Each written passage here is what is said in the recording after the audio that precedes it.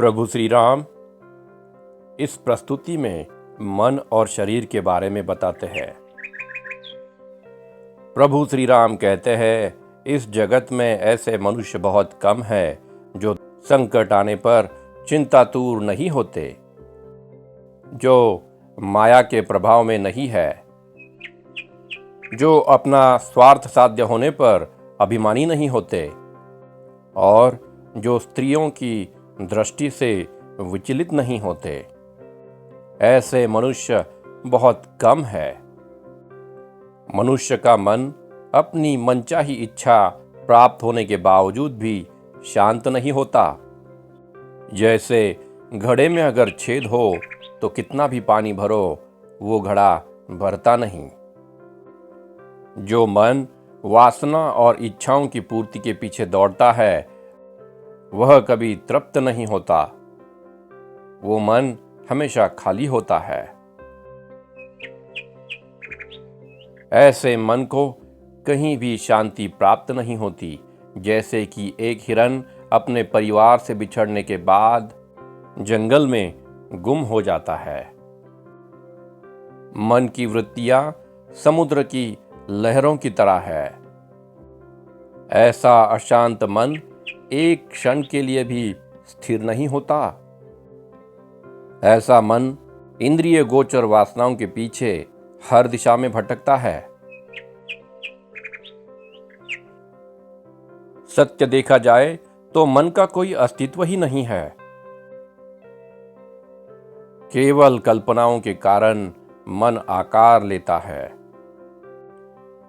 विवेक बुद्धि से देखने से मन का अस्तित्व नहीं है, यह समझ में आता है। अस्तित्व ना होते हुए भी आकार लेने वाले मन को वश में करना बहुत कठिन है। मन आग से भी ज्यादा जलाता है और वज्र से भी ज्यादा शक्तिशाली है। जैसा एक कौवा मांस के टुकड़े के पीछे दौड़ता है और दूसरे ही क्षण उस मांस के टुकड़े को छोड़ देता है, वैसे ही मन भी इंद्रिय गोचर वासनाओं के पीछे दौड़ते रहता है। मन कभी भी एक वस्तु या जगह पर स्थिर नहीं होता। मन उस बेकाबू समुद्र की तरह है जो मनुष्य को अपने साथ बहा ले जाता है। मन को समझना उतना ही कठिन है जितना समुद्र की गहराई को नापना है, पर्वत को उठाना है और अग्नि को ग्रहण करना है। मनुष्य के शरीर की बनावट पंच तत्व, पंच तन्मात्रा, पंच ज्ञानेंद्रिय, पंच कर्मेंद्रिय और बुद्धि इनसे बनी है। पृथ्वी, जल, अग्नि, वायु और आकाश को पंच तत्व कहते हैं। ध्वनि, स्पर्श, आकार, गंध और स्वाद इन्हें पंच तन्मात्रा कहते हैं। आंखें, कान, नाक, जिह्वा और त्वचा को पंच ज्ञानेंद्रिय कहते हैं। हाथ, पैर, वाणी, गुदा और लिंग इन्हें पंच कर्मेंद्रिय कहते हैं। यह शरीर उस वृक्ष के पर्ण के भांति है जो पीला होकर जमीन पर गिरने में समय नहीं लगाता।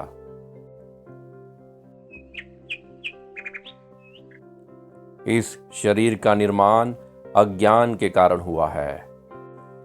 इसलिए इस शरीर में अनेक भ्रम है, भ्रांतियां हैं, जैसे एक स्वप्न में होती है। यह शरीर नाशवंत है।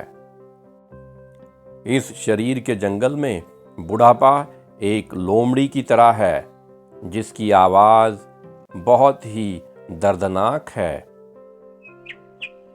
और हम इस पृथ्वी पे उस पवित्र ओमकार का ध्वनि नहीं सुन पाते। अगर हम अपने कर्मेंद्रिय और ज्ञानेंद्रियों को संतान की तरह देखेंगे तो यह संतानें बूढ़े शरीर के आंगन में मुक्त होकर नहीं खेल सकते। हर मनुष्य को वृद्धावस्था का आना निश्चित है, कोई भी उससे जीत नहीं पाया है और इसी के कारण उसकी इच्छाएं अतृप्त रहती है। जैसे सूर्यास्त के पश्चात अंधेरा होता है, वैसे ही वृद्धावस्था के पश्चात मृत्यु का आना निश्चित है। अपने शरीर को भीतर और बाहर से निरीक्षण करने के बाद, हे महात्मा, मुझे बताओ, क्या तुम्हें इसमें एक भी अच्छाई दिखती है? वह शरीर जो मृत्यु के पश्चात तुम्हारे साथ नहीं आता, उस शरीर पर कोई कैसे निर्भर हो सकता है? मनुष्य का बचपन खेलने कूदने में निकल जाता है और उस समय मन बिल्कुल स्थिर नहीं होता। युवावस्था में मन इंद्रियों के पीछे भागता है और उस अवस्था में भी मन बिल्कुल शांत नहीं होता। वृद्धावस्था में मनुष्य का शरीर रोगों से भरा हुआ होता है। ऐसी अवस्था में उसका शरीर नाश होने लगता है। इस स्थिति में भी मनुष्य को केवल दुख की ही अनुभूति होती है। जैसे कमल का फूल सूखने पर मधुमक्खी उड़ जाती है, वैसे ही शरीर जब वृद्धावस्था में पहुंचता है और रोगों से भरा हुआ होता है, तब प्राण उसे छोड़ जाते हैं।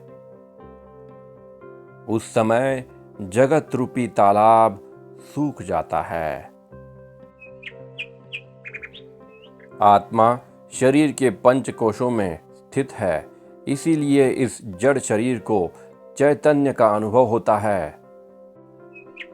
इस शरीर में आत्मा का वास है, किंतु यह शरीर जिसको शाश्वत और अशाश्वत का भेद समझ में नहीं आता, वह मनुष्य को केवल अंधकार के दरिया में ढकेल देता है। कोई छोटी सी भी बात शरीर को आनंद या दुख का एहसास करा सकती है। इसलिए यह शरीर केवल दुख और पीड़ाओं का कारण है, इसमें कोई भी गुण नहीं है। यह शरीर जीवात्मा के लिए मोक्ष प्राप्ति का एक साधन है। इसी कारण यह शरीर ना तो पत्थर की तरह पूर्णतः जड़ है और ना ही आत्मा की तरह पूर्णतः चैतन्य रूप है। इस शरीर रूपी वृक्ष में अहंकार रूपी गिद्ध, वासना रूपी सर्प, क्रोध रूपी रावण और इंद्रिय रूपी पंछी रहते हैं। इस शरीर रूपी वृक्ष को आपकी इच्छाओं ने और कामनाओं ने पत्थर की तरह जकड़ के रखा है। यह शरीर वासनाओं की दरिया में एक कछुआ है जो एकदम सुस्त है और अपनी मुक्ति के लिए कोई प्रयास नहीं करता। इस संसार रूपी समुद्र में अनेक शरीर, अनेक जीव है।